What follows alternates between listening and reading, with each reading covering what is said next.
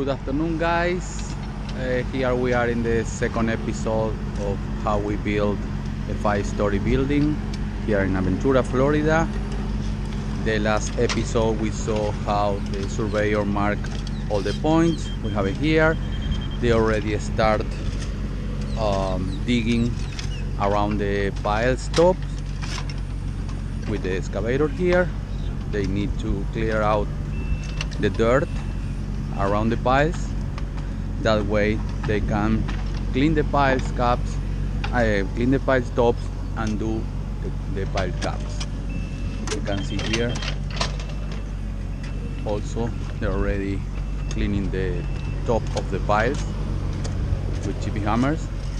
That way you can see the rebars that later are going to be interlocked with other rebars, forming the pile cap and the gratings. Here we have the excavator opening space, bringing the dirt to the bobcat to take it outside of the working area. We're going to keep showing every step of the building until it's done.